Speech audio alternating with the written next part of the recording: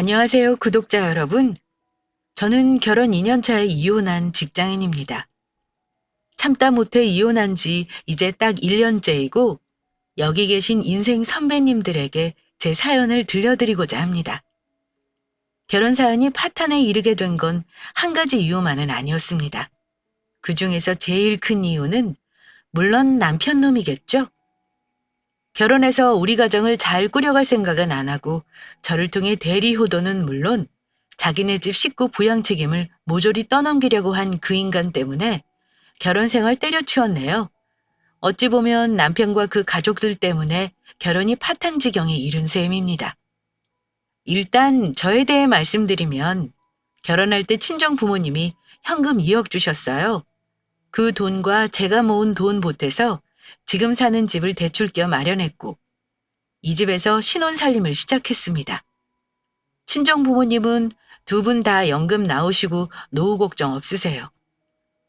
반면 시댁은 홀시어머니의 넉넉한 형편이 아니어서 남편은 딸랑 2천만 원 가지고 저한테 장가왔습니다. 제 전 남편, 편의상 일단 남편이라고 하겠습니다. 남편 놈은 아버지가 일찍 돌아가셨고 위로 10살이나 차이 나는 큰형님과 2살 어린 여동생이 한 명 있습니다. 아래 시누이는 저 시집 오기 전에 이혼하고 직장 근처 원룸을 얻어 혼자 삽니다.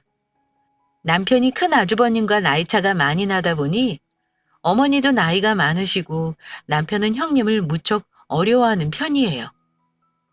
솔직히 말해 사이가 좋다고 할 수 없고요. 다만 밑에 여동생과는 어릴 때부터 의지하면서 친하게 지냈더라고요. 보통 남매 사이가 좋기도 쉽지 않은데 남편의 경우 형님보다는 여동생과 더 가까운 사이입니다. 시댁이 지방 시골이라 남편은 학창 시절에 잠깐 큰 아주버님네 신세를 좀 졌다고 해요. 돈 많은 집안도 아니고 자기가 학비도 버는데 하숙비까지 하는 건 힘들었겠죠. 그 당시 신혼이었던 아주버님 집에서 더부살이를 했던 거죠. 그런데 그때 아주버님과 사이가 좀 틀어졌다고 합니다. 형수가 나를 대놓고 미워했었어.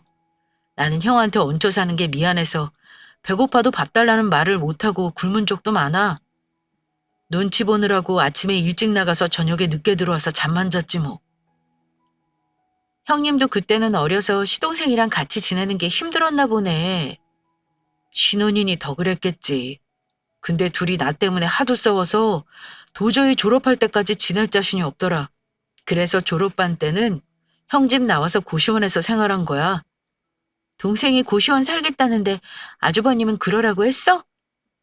말로는 형도 좀 있어라 하는데 형수는 나 언제 나갔는지 눈을 부라리길래 그냥 나온 거지 뭐. 그때 나도 서운한 게 많았나 봐. 그래서 아직 형수도 불편하고 형도 불편해. 남편은 결혼해서도 형과 그렇게 연락을 자주 하는 편이 아니었습니다. 가족들이 꼭 모여야 할 일이 있을 때 제외하고는 거의 연락을 안 했어요. 형이야 피를 나눈 형제이니 대면대면 살아도 가족이라는 유대감은 있지만 형수와는 거의 말도 하지 않았습니다.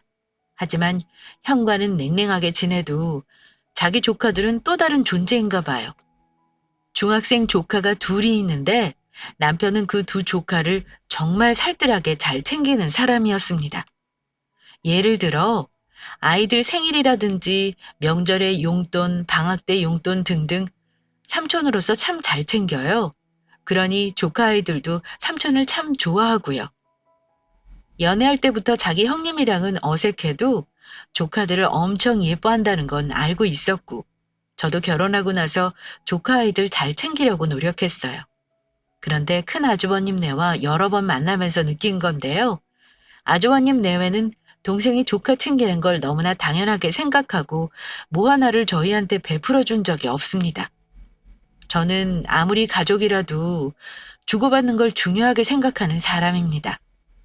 제가 받은 게 있으면 어떤 식으로든 갚으려 하고요. 그런데 아주버님네는 매번 당연한 듯 받기만 할 뿐 우리 부부에게 저녁 한번 산 적이 없습니다. 제 기억으론 그래요. 뭐든 일방적인 건 없는 거잖아요. 조카들이 예뻐서 챙겨주는 거 뭘 다시 돌려받길 바라냐 하실 수도 있겠지만 주고받고 계산적으로 하겠다는 말이 아니에요. 작은 거라도 뭔가를 받으면 보답하려고 하는 게 마음 씀씀이라는 거잖아요. 매번 주는 쪽은 우리고 콩 한 쪽 받은 적이 없으니 주고받는 정도 없고 우린 대체 뭔가 하는 기분이 들더라고요. 제가 살면서 보니 아주버님은 형님한테 정말 휘둘르며 잡혀 사는 사람이었는데요. 형님이 가만 보면 속이 좁고 인색합니다.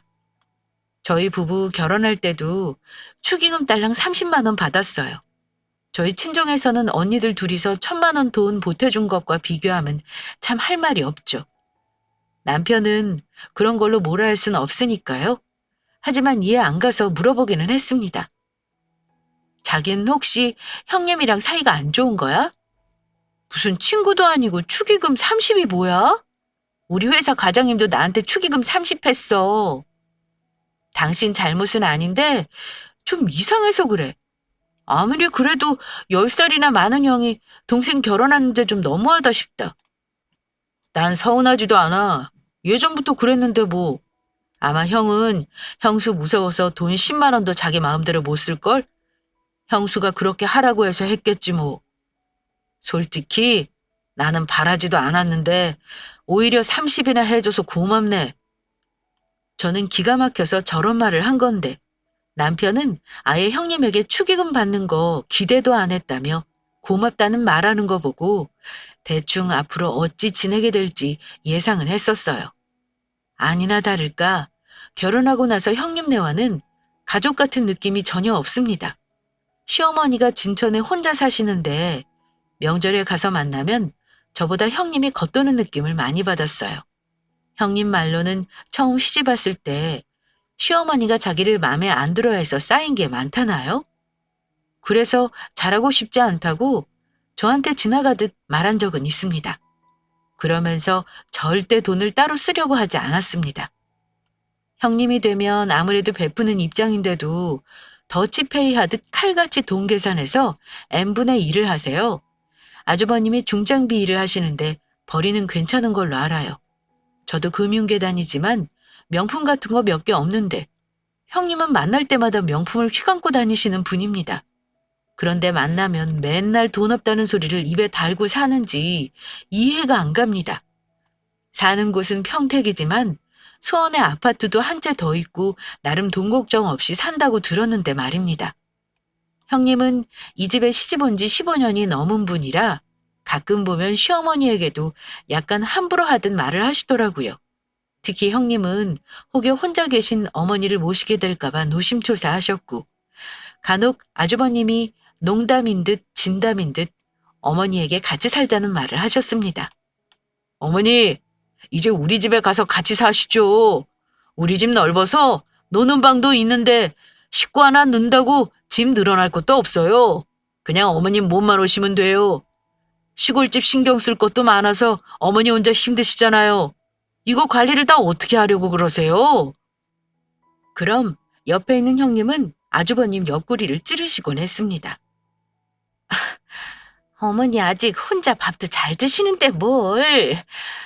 어머니도 아직 자식들한테 기대 살긴 싫으시죠? 같이 살아봤자 자식들 뒤치다꺼리 하느라 힘드실 테니 혼자 편하게 사시는 게 좋죠. 형님은 어머니가 혹여 같이 산다고 할까봐 노심초사하며 저렇게 말씀하셨습니다. 말만 들어보면 어머니를 생각하는 듯 하지만 사실은 같이 살 생각 하지 말라는 소리를 하는 거죠. 남자들은 둔해서 잘 모르는데 여자인 저는 눈치가 빨라서 다 알아요.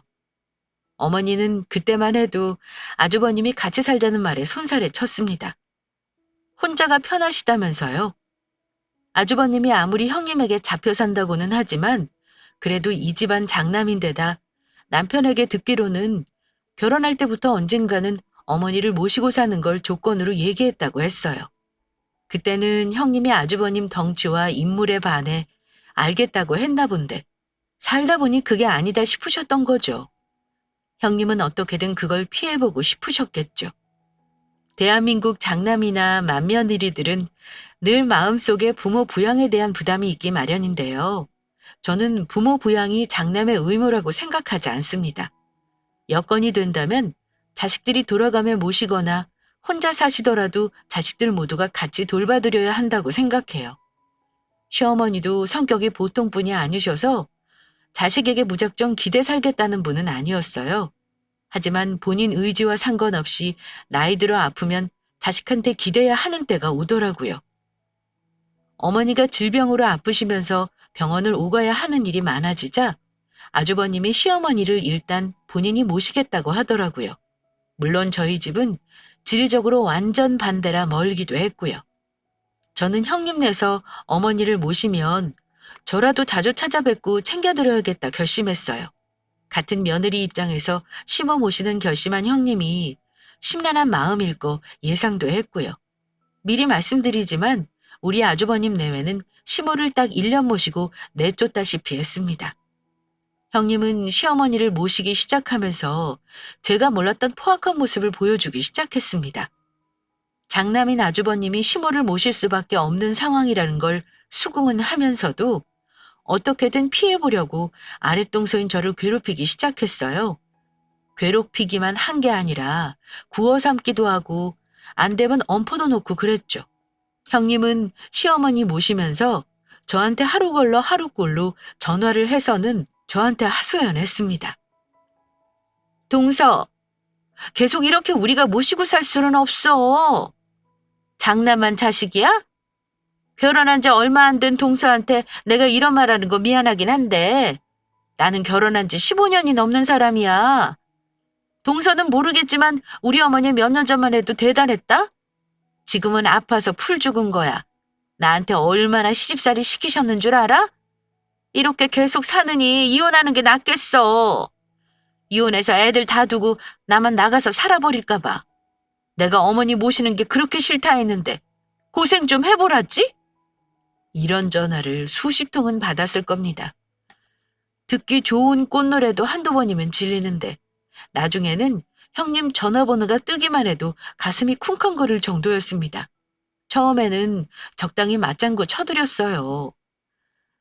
형님 정 힘드시면 어머님 저희 집에 계셔도 돼요. 병원 가시는 날만 제가 모셔다 드리면 되잖아요. 내가 그걸 말 안 해봤겠어? 잘난 큰아들이 자기 얼굴이 동생한테 뭐가 되냐고 그건 싫으시단다. 저러고 아프시니 주간보호센터에 보낼 수도 없고 하루 종일 전향만 하고 같이 있으니까 나도 미칠 지경이야. 동서가 서방님한테 말 좀 해줄 수 없어? 형하고 번갈아서 모시자고 말이야. 네, 제가 신랑한테 한번 얘기해 볼게요, 형님. 형님은 시어머니 모시는 거 자기 일이라 생각은 하면서도 하기가 싫으니 저에게 불같이 화도 내고 짜증도 내고 또 저를 구슬려 다른 방법을 찾아봐 달라 부탁도 하셨습니다. 나중에는 그런 형님이 딱하게 느껴지기까지 하더라고요. 형님 성격에 분명히 어머니에게 싫은 티를 무지막지하게 냈을 텐데 시어머니도 딱했고요. 시부모 모시는 게 꼭 맏며느리가 할 일은 아니잖아요.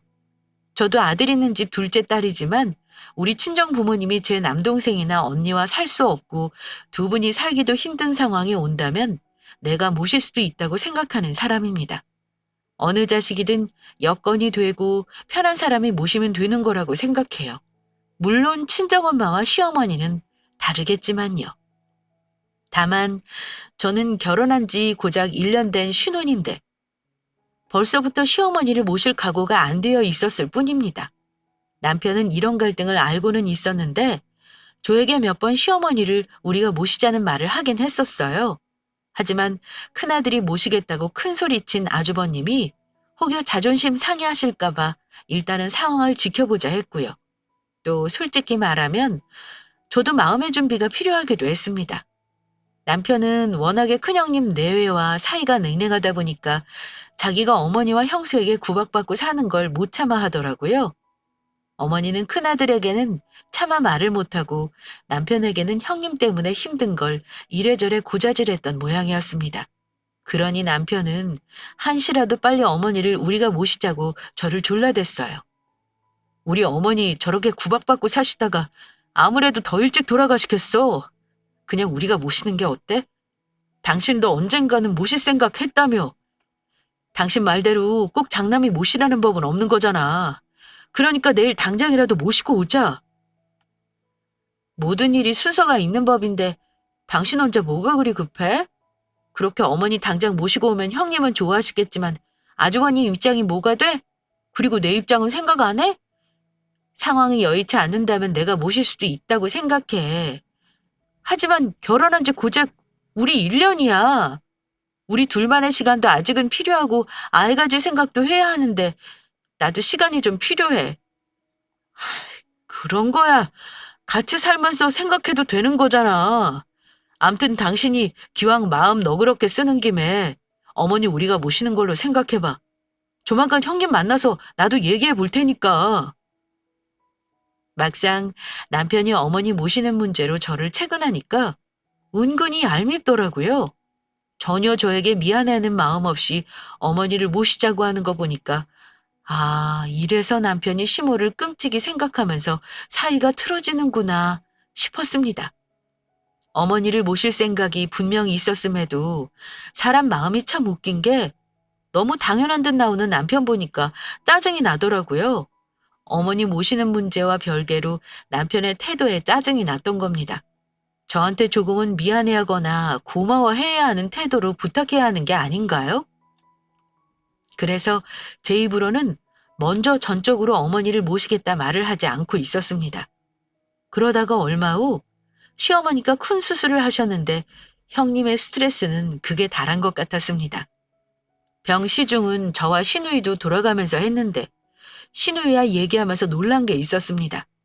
시누이는 딸이면서도 자기가 어머니 모시겠다는 생각은 전혀 하지 않고 있더라고요. 시누이도 남편에게 들어서 형님이 시어머니를 모시기 싫어 구박한다는 걸 알고 있었습니다. 저한테 속상해하면 말을 하는데 시누이 말 듣고 나서 이상하게 기분이 나빴습니다. 큰올케 언니가 우리 엄마한테 어떻게 하는지 아세요? 지금도 보세요. 엄마 병원에 입원했는데 병실에 한 번도 와보지도 않잖아요. 명생이 큰 며느리면서 시부모 봉양하는 걸 저렇게 대놓고 싫어하는 게 말이 돼요? 저도 물론 형님 편은 아니었지만 시누이가 그렇게 말하길래 며느리 입장에서 한번 물어봤어요. 아가씨는 시부모 모시는 게 꼭 며느리가 해야 할 일이라고 생각해요? 형님이 맏며느리긴 하지만 꼭 장남이 모시라는 법은 없잖아요. 누구든 여건이 되는 자식이 모시면 되는 거죠. 그게 제가 될 수도 있는 거고 아가씨가 될 수도 있는 거고요. 그랬더니 시누이가 한다는 말이 이랬습니다. 혹시 언니, 지금 저도 엄마를 모실 의무가 있다. 뭐 그런 거 말하는 거예요? 제 상황 아시면서 그런 말을 하세요? 저 이혼하고 혼자 죽어라 돈 모으는 거 알면서 가뜩이나 월세 내고 나면 남는 거 없어서 돈도 못 모으는데 제가 엄마랑 어떻게 같이 살겠어요? 그리고 원래 결혼하면 아들이 어머니 부양하는 거예요.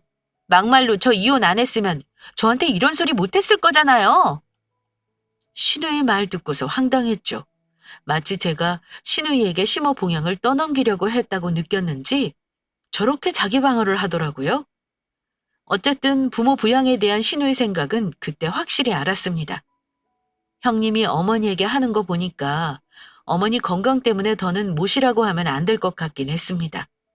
어머니도 아주버님 내서 못 살겠다고 눈물 지으셨고 그동안 자기 밥도 못 얻어먹은 얘기며 손주들 친구나 손님이 오면 방에서 나오지도 못하게 했다는 얘기를 하시는데 저도 속상하긴 하더라고요.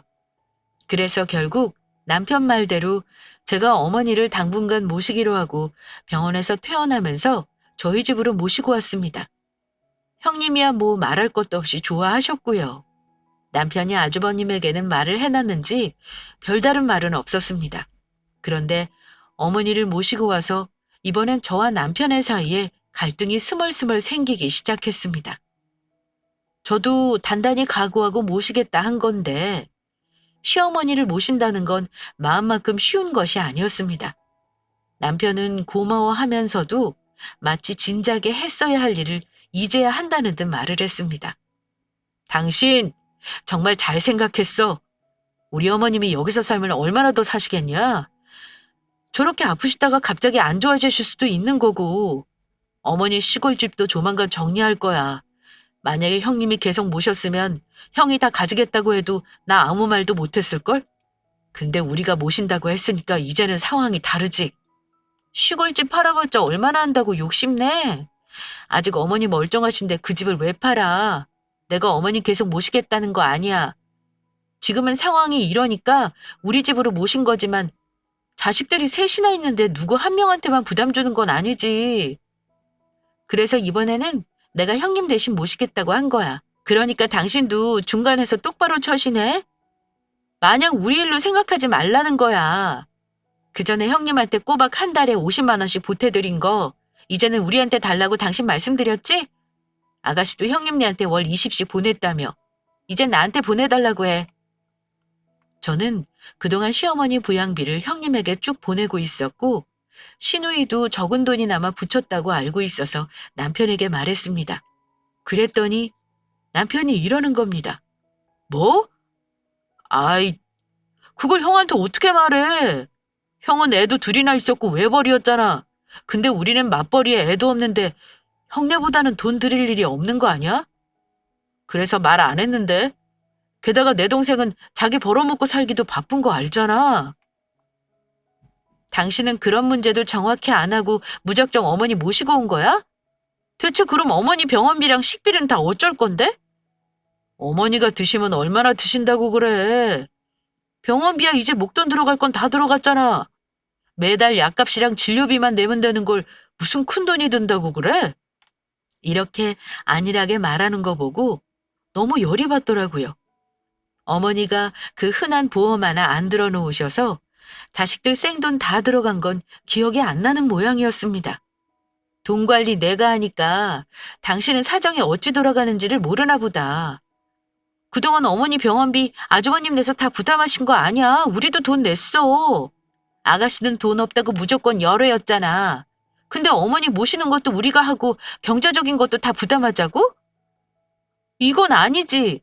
내가 좋은 마음으로 어머니 모시겠다고 한 거지만 이건 다른 문제야. 당신만 자식이고 나만 며느리야? 당신이 다시 똑똑하게 말하고 와. 어머니 모시는 문제 해결됐으니까 비용 문제는 형제들끼리 정확히 하자고 해. 화를 잘 내지 않던 제가 화내는 거 보더니 남편도 놀랐는지 일단 알았다고 대답하더라고요. 알았어. 당신 말대로 형님한테 다시 얘기해볼게. 사람 한 명 들어와 사는데 돈이 뭐 얼마나 든다고 그렇게 펄펄 뛰냐. 그냥 먹던 상에 숟가락 한 쌍만 더 놓으면 되는 건데.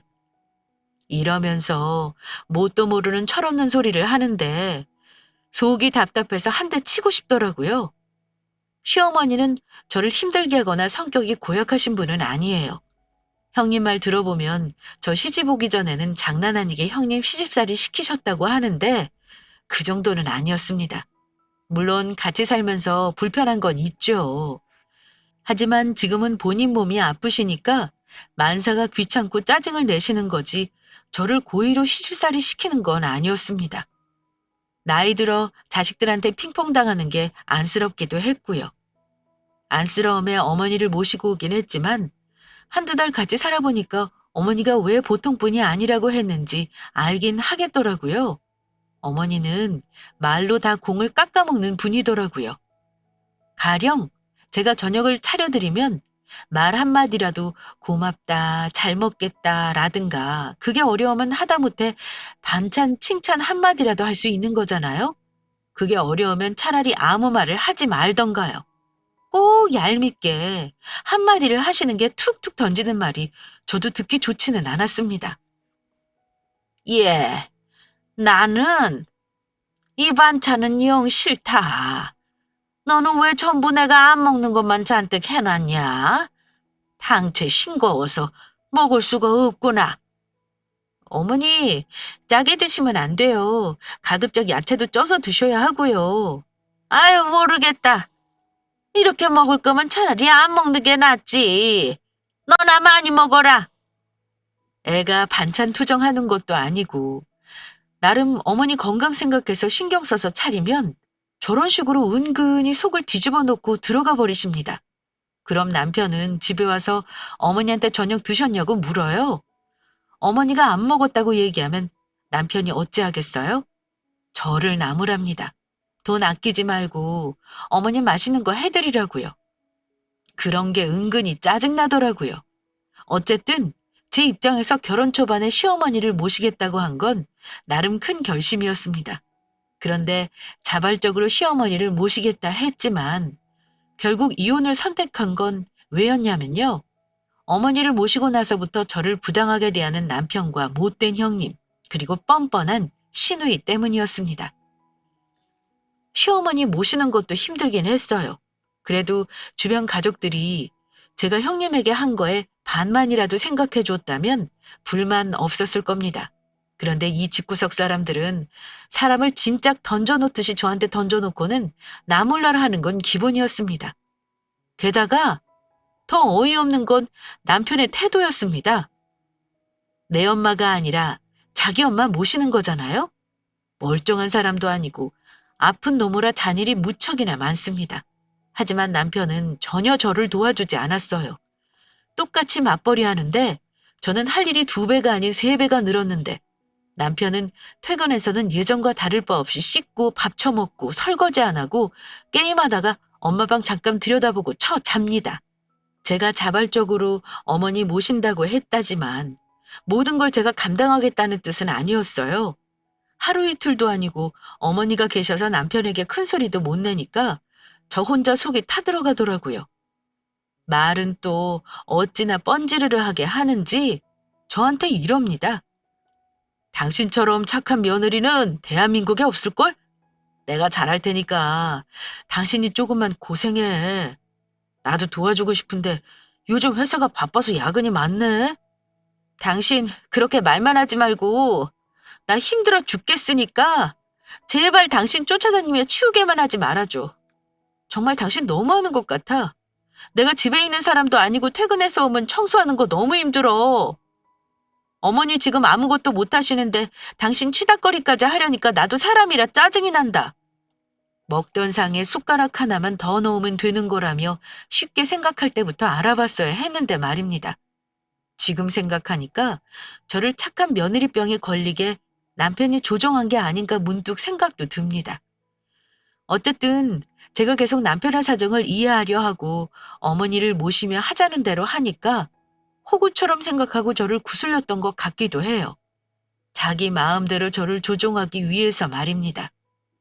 남편이 말은 뻔지르르게 하면서 행동은 전혀 저를 도와주지 않는 것만 봐도 알 수 있죠. 게다가 아주버님 내외는 시모가 우리 집에 오시고 난 후 단 한 번도 온 적이 없었습니다. 심지어 어머님 모실 때는 제가 돈을 들여도 맨날 돈 없다고 하시던 분이 해외여행도 가시더라고요. 뭐 가시는 것까진 좋습니다. 1년 동안 고생하신 건 사실이니까요. 저는 형님이 어머니 모실 때 주말에 하루는 늘 먹는 걸 바리바리 싸들고 갔었는데 형님이 그러는 거 보니까 내가 왜 그랬나 싶더라고요. 심지어 경제적인 부분을 형제들이 나눠서 하는 걸로 확실히 얘기하라고 했는데 어머니 모신 지 반년이 다 가도록 단돈 10만 원도 받은 적이 없습니다. 제가 돈 얘기를 형님한테 직접 하는 게 어려웠어요. 왜냐면 어머니는 형님과 저의 엄마가 아니고 아들들 엄마잖아요. 그럼 그 문제는 아들끼리 의논해서 결정하는 게 맞는 거고요. 그래서 남편을 몇 번 닥달했습니다. 그도 그럴 것이 아무리 맞벌이를 한다고 해도요. 생활비가 둘만 살 때보다 정말 많이 들더라고요. 사람 하나 더 늘었다고 딱 그만큼만 돈이 들어가는 게 아니었습니다. 하지만 그때마다 남편은 형님이 요즘 경기가 안 좋아 일이 없다며 이런저런 핑계를 대고 대화를 피하더라고요. 그것만 해도 속에서 열불이 나는데 얼마 뒤 진짜 폭발해버린 일이 생겼습니다. 갑자기 남편이 저한테 이런 말을 하는 겁니다. 여보, 혹시 당신 목돈 좀 있어? 한 3천 정도. 갑자기 또 돈을 물어보길래 무슨 일인가 싶어 되물었습니다. 3천이나? 적금 깨면 있지만 지금 당장은 없어. 당신이 그런 돈이 왜 필요한데? 당신 혹시 나 모르게 무슨 사고 쳤니? 아니야, 사고는 무슨... 사실은 내 동생 때문에 그래. 아가씨? 아가씨가 왜? 혼자 살면서 무슨 큰돈 들어갈 일이 있는 건데? 오피스텔 계약이 끝나가는데 집주인이 월세를 올렸다잖아. 월세 그대로 할 거면 보증금이라도 올려달라고 그랬나 봐. 그래서 돈 빌려달라고 전화를 했더라고. 아가씨도 참 너무하네. 다 큰 성인이 돈 3천이 없어서 오빠한테 돈을 빌려달라 그래? 난 정말 당신 집안 사람들 이해가 안 간다. 난 그 돈 못 주니까 알아서 하라 그래. 하다못해 대출이라도 알아볼 것이지. 어떻게 바로 가족한테 손을 벌릴 수가 있어? 신우이가 돈을 빌려달라는 말을 했다는 걸 듣자 저도 사람인지라 너무 화가 나더라고요. 힘든 거 꾹꾹 참고 있었는데 남편이 마치 불을 지피는 느낌이었습니다. 더 열받는 건요. 남편은 그 돈을 당연히 해줘야 하는 걸로 생각하면서 심지어 본인이 대출받아서 줄 생각까지 하고 있었다는 겁니다. 제가 단칼에 싫다고 할 줄 몰랐는지 남편이 이러더라고요.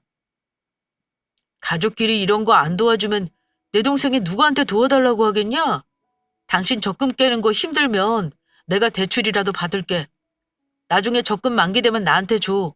내가 너한테 월급 다 갖다 바치는데 이 정도는 요구할 수 있는 거 아니야? 웃기는 소리 하지 마. 당신이 적어도 나한테 그런 말 하려면 내 집값의 반 정도는 갖다 바치고 요구해야 하는 거야. 알겠어? 이랬더니 그제야 할 말이 없는지 꼬리를 내리더군요. 그 후 한동안 다시 말을 꺼내지 않길래 신우이와는 잘 해결을 했는 줄 알았습니다.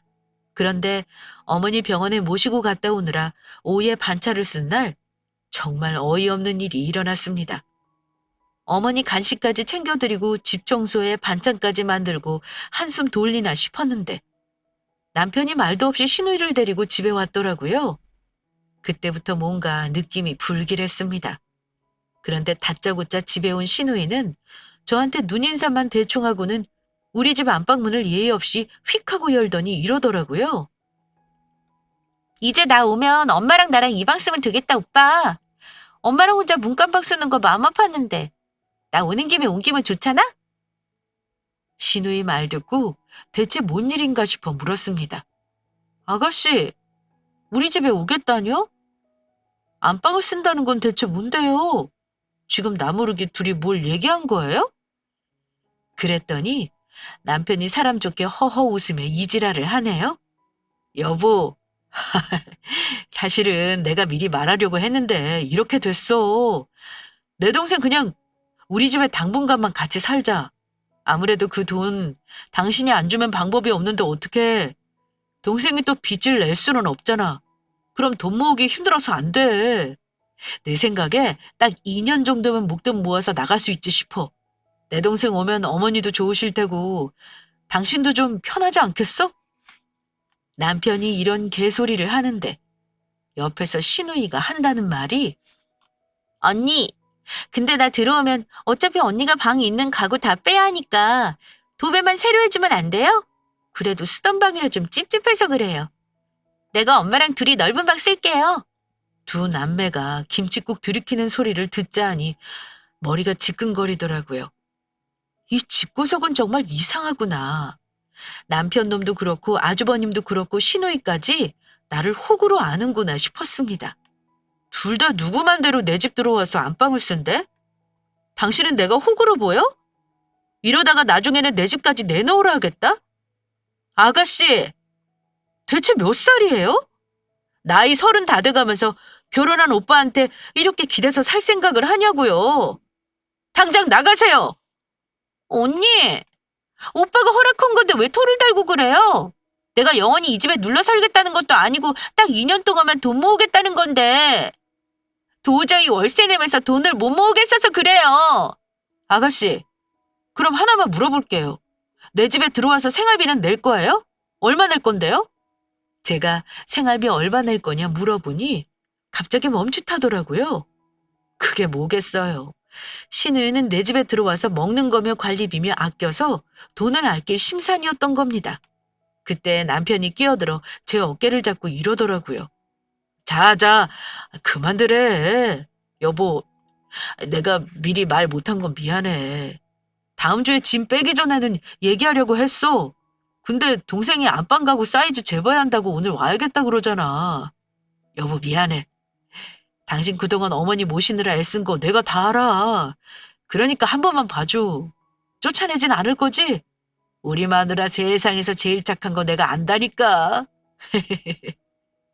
이러면서 또 허허 실실 넘어가려고 하길래 도저히 안 되겠다 싶었습니다. 입에 발린 말하면서 저를 피말려 죽일 수도 있겠구나 깨달았거든요.